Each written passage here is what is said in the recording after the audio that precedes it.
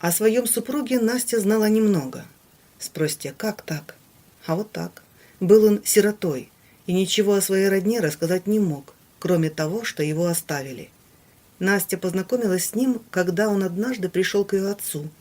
Они как раз строили дачу, и Костя, молодой специалист, нанялся к ним на стройку.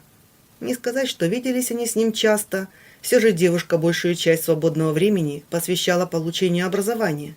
Но бывали дни, когда мать звала дочь с собой на стройку, чтобы помочь с расчисткой территории, уборкой или готовкой. Едва Настя приезжала, Костя вдруг забывал о работе и крутился вокруг нее, развлекая смешливыми историями. Девушка смеялась и делилась своими мыслями с молодым человеком. Тот слушал внимательно, что-то советовал, комментировал, и часто Настя замечала, что их взгляды по многим вопросам совпадают. Матери девушки эта дружба не нравилась. Она даже порывалась прекратить брать с собой дочь. Но тут за молодых людей вступился отец. «Ну чего ты вдруг взбеленилась на парня? Они же ничего такого не делают. Ну болтают, общаются. И что? А то, что сегодня общается, а завтра Настя в академ отпуск уйдет. Тебе это надо?» «Но ты загнула, мать. Ты хоть себя-то послушай. Ты своей дочери вообще не доверяешь, что ли? Я не доверяю этому балбесу и прохвосту Косте». «Но ты зря. Толковый парень, рукастый, далеко пойдет. Не пьет, не курит, вежливый, на лету все схватывает. Уж если бы я дочери мужа выбирал, так уж точно такого, как Костя». Женщина вздыхала. «Дорогой, ну ты посмотри на него и на Настю». Мужчина тут же начинал сердиться. Да, дочь не была описанной красавицей, но лицо у нее было симпатичное, волосы длинные, густые. Все портили очки и кожа, которая, кажется, еще никак не пережила пубертат. Этот Костя даже на стройке одевается красиво. Высокий, на лице ни пятнышка, ни прыщика. Он Насте сердце разобьет. Ну не верю я, что такие влюбляются в таких, как она. Мать, она у нас красавица, а ты прикуси язык. Не порть девчонке молодость своими комплексами. Ну да, пусть лучше ее, мою кровиночку, испортит заезжий Костик. «Цыц, я сказал!» — рявкнул потерявший терпение глава семейства и вышел, оставив супругу одну. Костя действительно намекал девушке на отношения, но Настя сразу его предупредила. «Ты парень неплохой, Кость, но сейчас у меня на первом месте учеба. Будешь делить меня с ней? И беречь я себя решила для своего супруга. Но ведь это же старомодно. Ну и пусть. А я так хочу. И что? Не нравится? Ищи кого-то более доступного». И Костя вроде и отступился, но все же никак не мог выбросить из головы эту умненькую девушку. Чем-то она его зацепила. Но понял он чем лишь спустя 5 лет, когда благодаря ее уму он довольно высоко поднялся по карьерной лестнице. До этого ему пришлось ждать, пока Настя получит диплом, и из гадкого утенка превратится в настоящую красавицу.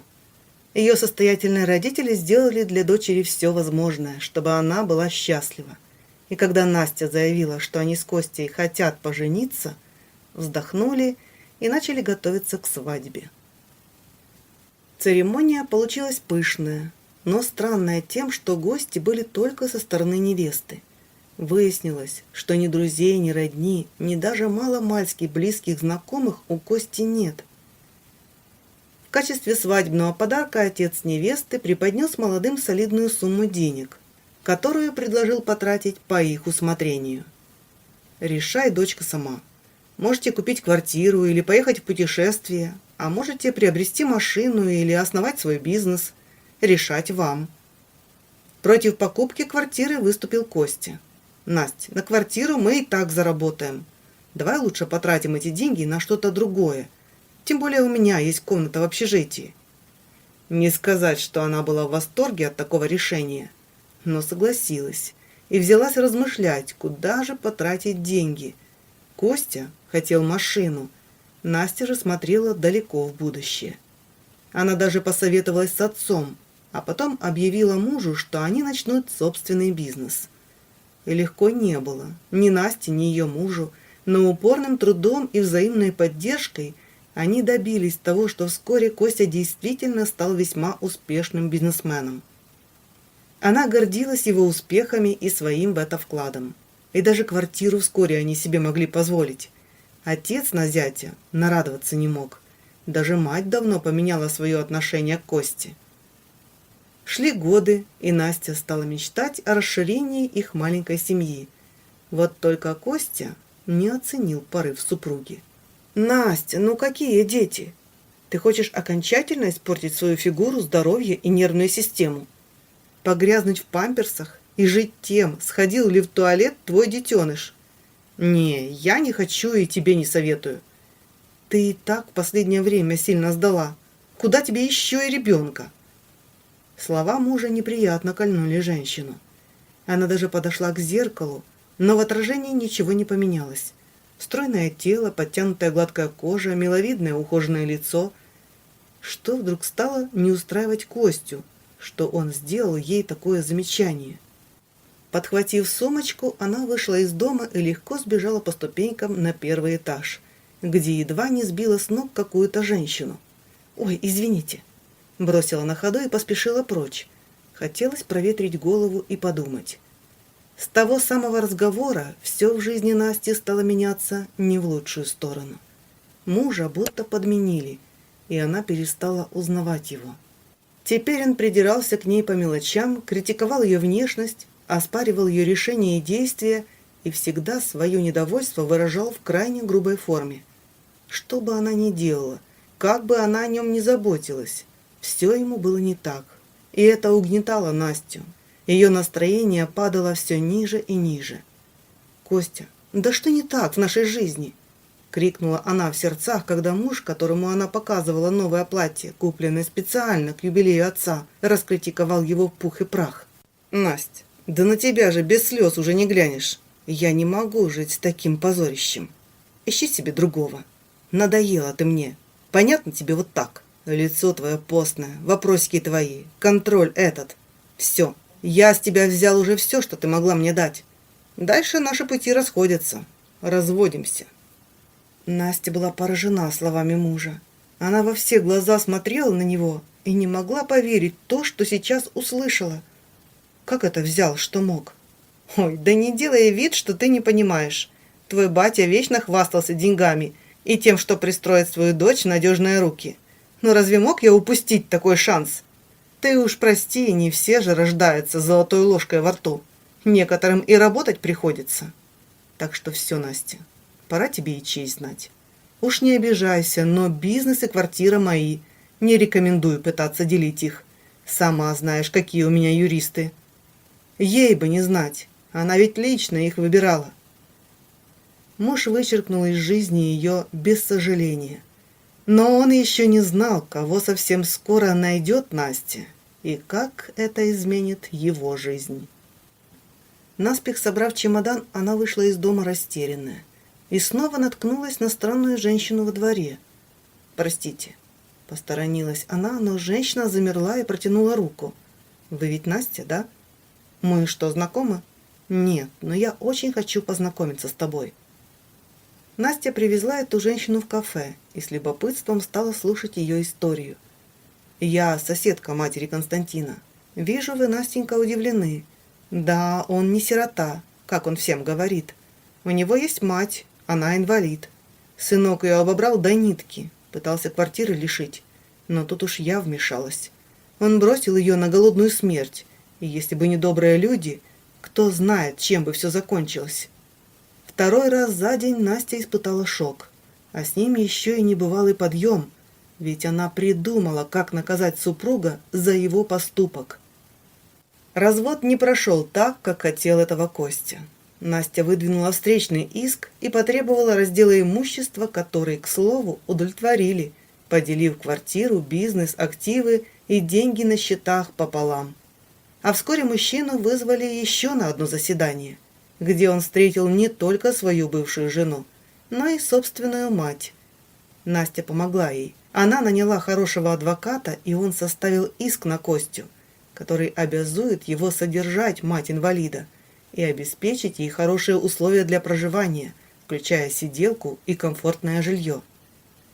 Ему присудили алименты и выполнение всех требований матери. Ох и зол был Костя на Настю. Мало того, ведь она дала этой истории огласку, и теперь с ним некоторые друзья и знакомые даже прекратили общение. Мало кто любит вранье, а человека, который врет всю жизнь, рано или поздно ждет разоблачения и возмездия. Именно так и случилось с Костей. О своем поступке Настя не сожалеет ни минуты, а неудачное замужество рассматривает как пробное. Ведь первый блин иногда оказывается комом, и она верит, что теперь все будет хорошо. Ведь по-другому просто быть не может. All right, everyone's presentations are done. Nick, the manager, said as he tried to move the discussion forward. Excuse me, I haven't. I recently found out something. Nick interrupted me and began to speak. There's apparently someone in this department who didn't graduate high school and is just a part-timer. Meetings should be for employees only. Absolutely right. His lackey, Mike, of course, agreed with Nick. I'm leaving. After leaving the meeting room, I started to shut down my computer. I noticed that an email had arrived, not in my personal inbox, but in the company's shared email. Thinking, there's no point in speaking up, no one will listen, I went home quietly. The next day, I heard a commotion from Nick's desk. He was staring at his computer screen, his face pale. Nick? Is something wrong? Mike looked at the screen with him. And he turned even paler than Nick. Why is he so angry? Knowing the reason for Mike's distress, I thought to myself, serves them right. My name is Adam. My mother passed away when I was in the 9th grade, and I was raised by my father. Well, you could hardly call it being raised. After my mother passed, my father changed. He drowned his sorrows in alcohol, and though he still went to work, he squandered our living expenses on horse racing. Because of that, I had to start working part-time as soon as I entered high school. Every month, I went to the convenience store with bills in hand that couldn't be auto-deducted from my father's account. Even though I endured it because I didn't want to be alone, I reached my limit in my second year of high school and dropped out. I found a live-in job at a distant inn. Thank you for everything. The day I left home, my father, still staring at the TV, spoke. Take care. That was our last conversation. Back then, 18 wasn't the age of majority, so I needed my father's permission to work, and I couldn't hide my place of employment. Yet, my father never visited me even once. I kept working just to survive, and before I knew it, I was 42.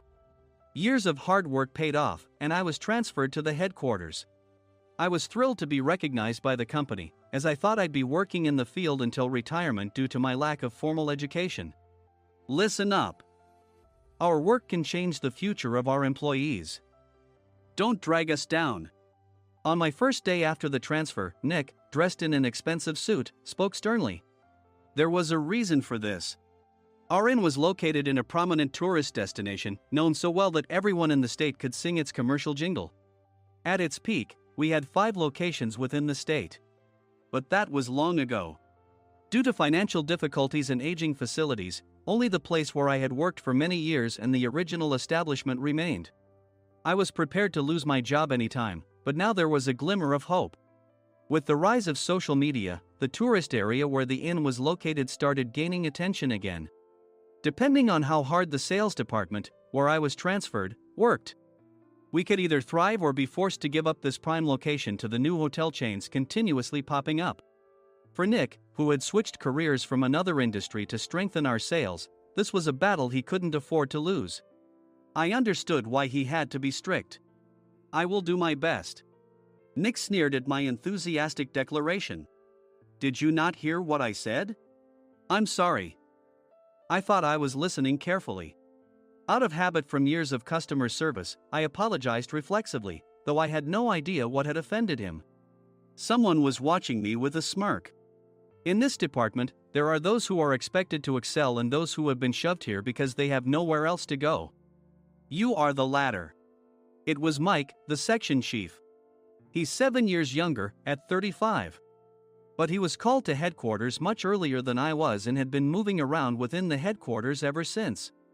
I'm not jealous, but I can't accept that he's my boss.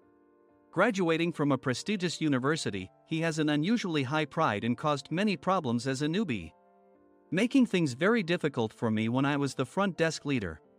When I found out Mike was transferred to the sales department a month before me, I was disheartened. Mike is right. With just a middle school diploma, there's not much you can do. Don't even think about achieving results. As if I didn't exist, Nick remarked, I'm thirsty. Mike eagerly ran to the coffee maker. It seems Mike is Nick's lackey. I regretted being happy about my transfer to headquarters, wishing I had stayed on site forever. Send a direct mail to every company on this list by the end of the day. Nick only assigned me tasks that even a new graduate could handle. What? There are over 1,000 companies. You want me to send to all of them by today? Yes, if you and your fellow misfits split the work, even those with nowhere else to go should finish by today. I glanced at the employees typing away expressionlessly. They were worn out from customer service, only thinking about leaving on time, or were women reassigned after having children, with zero motivation for work. Even Sam, a new graduate from the same university as Mike, who was supposed to be among the expected achievers, had no enthusiasm for the job, having joined the company wanting to do customer service. I don't care what they say, I plan to quit anytime, he said. Only Nick and Mike were highly motivated, making all the decisions between the two of them. I originally only wanted to work at the inn to survive and had no particular attachment to this job. I swallowed my words, thinking I had no right to reprimand them. About a month after the transfer, Nick told us with a frustrated look. To commemorate the 50th anniversary, we've decided to create a plan exclusive for one group per day. Originally, Mike and I were supposed to come up with it, but our president, Mr. Thompson, insists on hearing everyone's opinions. So, you all get a chance. As Nick explained, Mike began handing out prints. Make sure not to embarrass Nick. If your ideas are half-baked, you'll have to redo them. It seemed that they had printed his handwritten notes by Mr. Thompson, which included several questions and a section for free responses. It made sense why Nick had to seek our input, given that all responses had to be submitted to Mr. Thompson. We were given a week to think about it, and a meeting was scheduled to compile our ideas. My plan is to let guests enjoy both the old and modern America. Nick began the presentations. Guests would watch a master confectioner at a nearby traditional sweet shop make sweets in front of them. The welcome drink would be premium tea in a bottle. Nick's plan was certainly attractive. After his presentation, Nick called on us to present in the order we were seated. Just as I stood up for my turn. All right, everyone's presentations are done. Excuse me, I haven't. I recently found out something. Nick interrupted me. There's someone in this department who didn't graduate high school and is just a part-timer. He was likely talking about me. I joined the company as a part-timer and was made a full-time employee when I turned 20. That was 20 years ago, so Nick and Mike probably had no chance to know until recently. Meetings should be for employees only. Absolutely right. After that, Nick kept creating opportunities to solicit everyone's opinions, purposefully excluding me from speaking. The meeting unexpectedly heated up and went past the scheduled end time. A few people asked to leave, and the discussion continued with the remaining few. Still here? Normally, you'd leave in that situation. Though I had no attachment to the job initially, hearing kind words from customers made me want to make them happier. For someone like me, with nowhere to go, the inn was my home and customer service was my life. I felt pathetic about my current self. I'm leaving. I left the conference room and started shutting down my computer. I noticed an email had arrived, not in my personal inbox, but in the company's shared email. Thinking no one would listen to what I had to say anyway, I quietly went home. The next day, while preparing the DM as instructed, I heard a commotion from Nick's desk. In his haste to stand up, he hit his knee on the desk. He stared at his computer screen, his face pale. Nick! What's wrong? Mike, thinking he should be the first to rush over, approached Nick while still wearing his coat. He peered at the screen with Nick. And he turned even paler than Nick. Why is he so angry? Who is responsible for this company? Nick, more irritated than ever, asked, and Mike answered without checking. Probably Sam. Sam wasn't there because he was attending a morning training session for new hires. Nick gave up on getting angry and returned his gaze to the screen. They were looking at an email that arrived right after the end of the working day yesterday. Apparently, no one, including me, had checked it before leaving. The email was from a large company that used us for their annual employee trips. The president and executives of that company also frequently used our services personally. President of the company, Mr. Mason himself, had declared that neither he nor his company would ever use our services again. Well, some companies cancel their employee trips or stop using our services due to financial struggles. Let's just move on. Mike kept wiping the sweat from his forehead with a handkerchief. Knowing why Mike was so agitated, I quietly watched their interaction. Do you know how much revenue we get from that company? We can find other guests to fill the rooms, but we'll lose the banquet costs, gift shop revenue, rental car fees, and more. Moreover, the gifts were supposed to be prepared by the traditional confectionery shop involved in Nick's proposed plan. If it's known that we incurred such a huge loss at this critical time, Nick's position in the company would be jeopardized. Nick took a deep breath, seemingly trying to calm himself. All right, Mike. Go to New York right now and apologize to Mr. Mason. What? You're coming with me, right? I have urgent work to do. I trust you, which is why I'm entrusting this to you. Please. Mike, believing Nick's sincerity, agreed with a determined look on his face, saying, yes. That's Nick for you. Even if Mike went to apologize, Nick would shift all the blame onto him if the client didn't change their mind. Well, it was Mike's fault to begin with, so it served him right. About 3 hours later, Sam answered a call from somewhere and repeatedly apologized, saying, I'm very sorry. Everyone watched to see what was happening. After ending the call, he informed Nick with a weary tone. When Mike arrived at the client's company, he only made things worse, further infuriating Mr. Mason. He was demanding, get his boss here immediately. It was no wonder Sam was exhausted, dealing with such a call right after returning from training. What is that idiot doing? All right, Adam, you're coming with me. If sacrificing Mike didn't work, then I must be next. Normally, I'd want to refuse at all costs, but I saw an opportunity in this situation. If I can be of assistance, I'd be happy to join you. I obediently followed Nick, and we flew to New York. When we introduced ourselves at the reception, it became clear how serious the situation was, as the receptionist personally escorted us to the president's office. Angry voices leaked through the door, making both Nick and me uneasy. Excuse me. I'm Nick, the supervisor. I understand my subordinate has caused you trouble, and I deeply apologize. Nick, with his experience in the corporate world, knew enough to offer an apology before excuses. However, his customer service skills left much to be desired. I sighed as I saw Mike trembling like a small dog in the corner of the room. What kind of training are you giving your subordinates? Mr. Mason glared at Nick with a red face. The intensity of his gaze made even Nick take a step back. Regrettably, I joined this company only 2 years ago and was unaware of Mike's issues. I should have identified his shortcomings sooner. Indeed. I should have realized sooner. No sensible person would come to apologize and then give a lengthy presentation on the drawbacks of not using their in. Nick froze, his mouth slightly open. Suspecting the worst, I picked up the documents that had fallen to the floor. It seemed Mike hastily prepared these documents on the plane, listing the disadvantages. Disadvantage 1: if you change the venue for the company trip, employees might suspect it's for cost-cutting reasons, leading to a negative impression. Reading it aloud half-jokingly, Nick snatched the papers from my hand and checked the contents with a furious expression. Among the stack of documents was a receipt from a nearby convenience store's copy machine. I felt a pang of dread, hoping he hadn't shown the receipt as well. What do you think he said when I asked what kind of nerve he had to do this? I'm very sorry. Faced with the dire situation, Nick must have thought there was nothing left to do but apologize.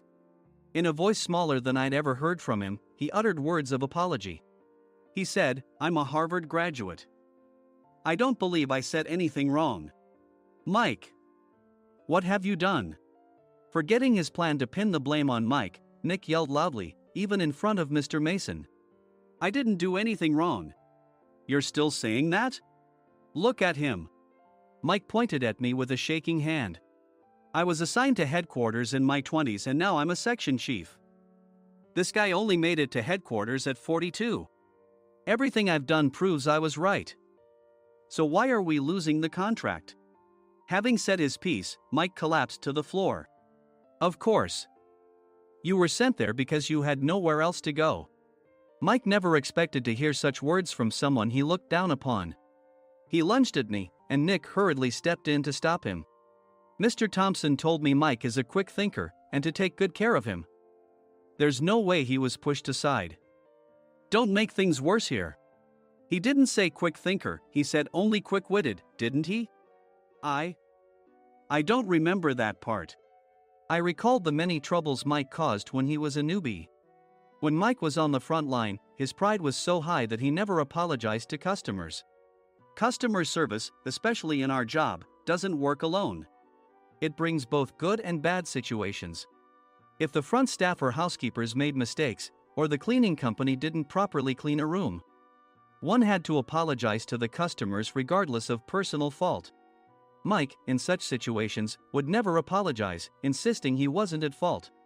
This often angered customers, and as the front desk leader, I frequently had to apologize on his behalf. He caused complaints and disrupted operations, which is why he was quickly moved to headquarters. In departments where he didn't interact directly with customers, his quick thinking was beneficial and things went well. But it seemed his flaws were starting to show. Corporate reservations are supposed to be entered into the system by the sales representative. But a quick check yesterday revealed that more than 10 items were missing from the client's reservation. The handover document clearly stated what needed to be prepared. Why didn't you enter it into the system? Why do we have to give them special treatment? Filling rooms near the banquet hall, setting up all the food in advance. Specifying the brand of wine, they're too demanding. No wonder he always angered customers, I thought, feeling a headache coming on. Grouping them in rooms near the banquet hall is for our benefit too. It makes it easier for the staff to set up beds and serve breakfast since everyone's schedule is synchronized. As for the other requests, Mr. Mason suggested them to lighten our load. I didn't know that. Nick finally seemed to realize that Mike was the one who had angered the client. What did you say to them? I just told them we wouldn't give them special treatment anymore. We shouldn't waste effort on things that don't bring in money. I was utterly exasperated at his lack of understanding of customer service. Of course, we shouldn't comply with unreasonable demands. But carrying over successful practices from past stays makes customers feel remembered and enhances their experience. Good memories encourage repeat visits. That's part of our job. I looked down at Mike, who was sitting on the floor. In our job, nothing is a waste.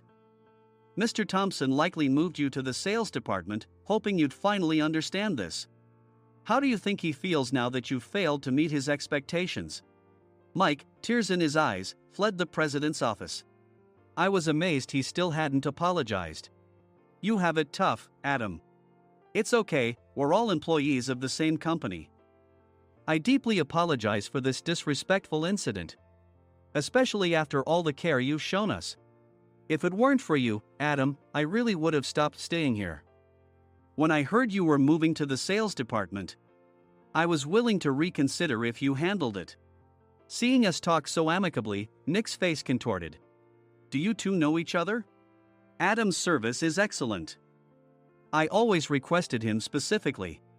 Normally, we don't accept specific staff requests, but we made an exception for Mr. Mason, adjusting my shifts accordingly. He had personally stayed at our hotel just before my transfer, and during casual conversation, I mentioned, I'm moving to the sales department soon. If I hadn't told him then, things could have been much worse. Please continue to take care of us. I look forward to it. On the return flight, Nick awkwardly offered me a can of beer.